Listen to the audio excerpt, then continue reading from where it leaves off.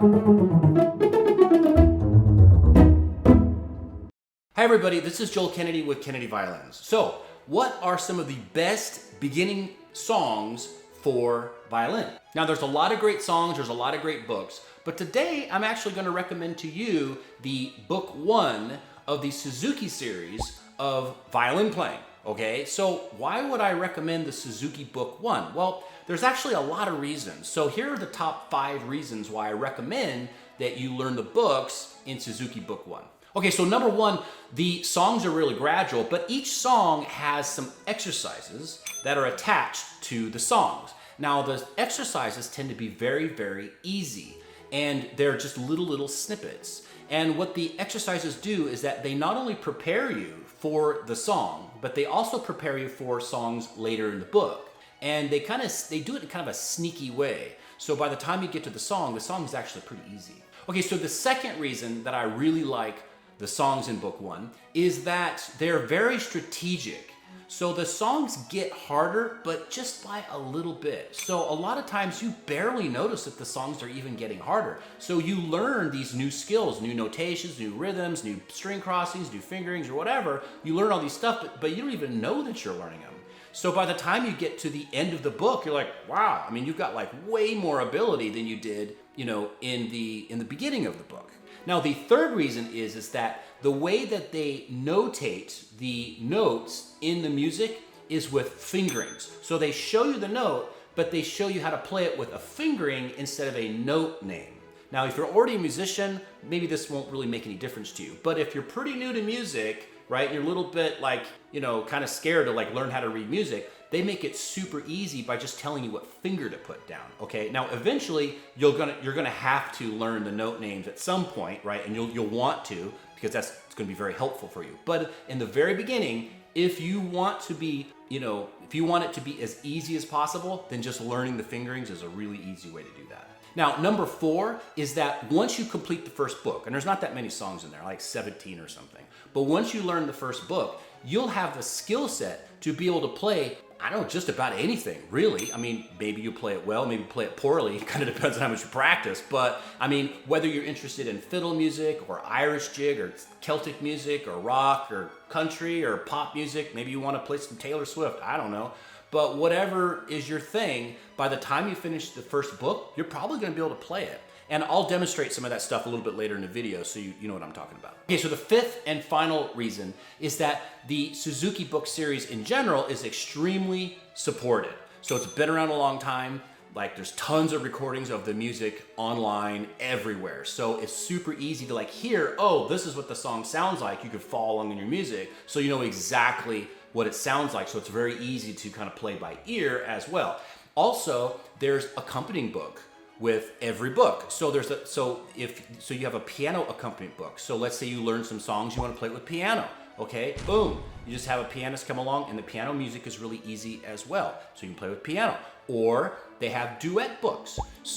And the duets are on the same level. So if you've got a beginner buddy or something, or maybe a friend who plays and you just want to play with them or whatever, it makes it really, really easy and super fun. I mean, playing with another person, when the first time you put the duets together, you're like making harmony and you're making real music. I mean, I remember when I used to teach the little kids these books, and then I would play the duets with them. Their eyes would light up. They're like, wow, this is super cool. I'm like, I sound like the radio, I don't know.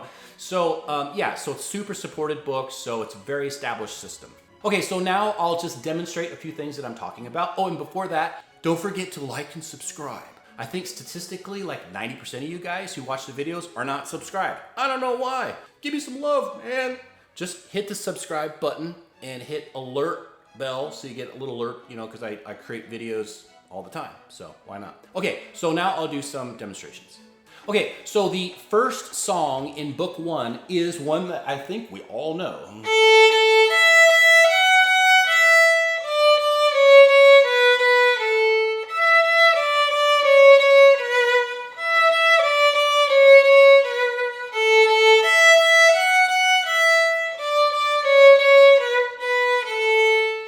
Okay, pretty cool. Twinkle, twinkle. Okay, that might seem a little daunting at first, but wait, there's more. Before you play that, there's these little exercises that they give you and some little variations that you have to play of Twinkle that prepare you for the main theme. Let me show you what I mean. Okay, so on page 21, at least with my edition, there's a series of very small, easy exercises to give you. Okay, so there's A, B, C, D, E. Okay, so the first one is just 1, 2, 3, 4, 5, 6. That's it. 1, 2, 3, 4, 5, 6. Pretty easy, okay? The next one is just 2 eighths followed by rest and an eighth. Rest. Rest. Okay? Then C is just riding a horsey. Pretty easy, okay? D is just triplets. Triplet, triplet. Okay, now E is just 2 groups of 16th notes. Two groups of 4 16th notes. 1, 2, 3, 4, 5, 6, 7, 8. Okay, that wasn't a big deal. Okay, you can learn that and be pretty good at it. If you're completely new to the violin, you can be pretty darn good at it in probably 2 or 3 days, right? I mean, maybe a half an hour, I don't know.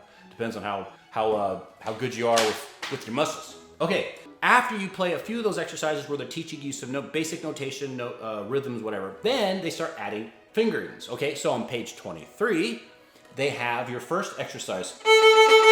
Rest, rest. Rest, rest. Rest, rest. Rest, rest. And then it goes on and on. Okay, then you do it on different strings, because that's important, because you got to learn how to play on different strings, right? Now on the E, rest, rest. Rest, rest. Rest, rest.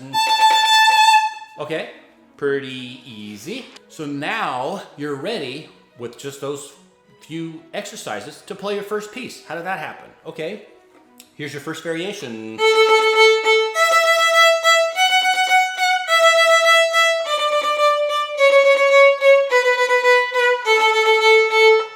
Pretty cool. Okay, now the next variation, rest, rest, rest.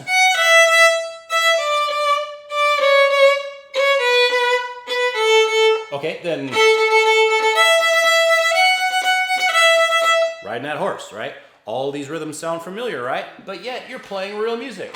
What do you know? So then after you get done with all those rhythms, then you get to the final theme.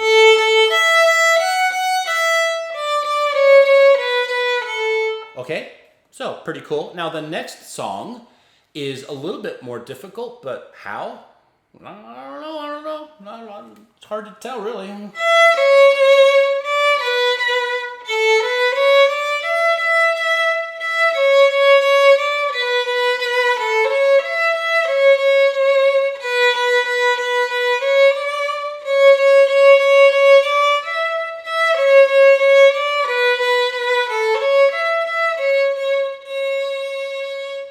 Okay, so it's a nice little tune. Okay, and the thing is that's only the second song, so happened pretty quick. Okay, so let's fast forward to the middle of the book.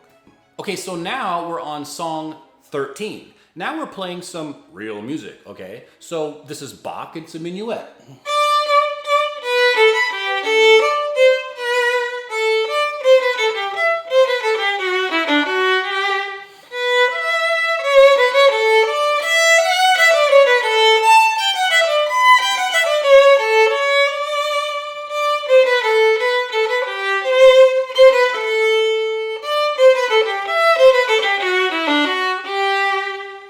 Okay, and that's just by the middle of the book. Okay, then the next song is pretty cool.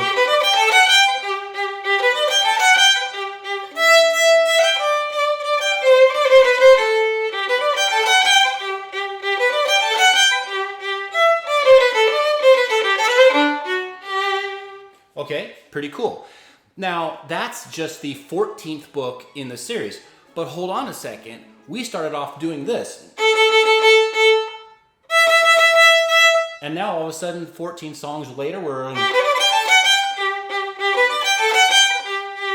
Okay, I mean, that sounds like you probably could play a lot of Irish tunes or whatever. I mean, you could play just about every pop music that you can think of. You can probably play just any Taylor Swift or... Sorry, she's the only one I can think of. But you know, you could play just about anything just with these songs, and you're only 14 songs in. Okay, so now let's look at the very end of the book. Okay, so the very end of the book, that's the 17th song, you have a Gavotte by Gossick, okay?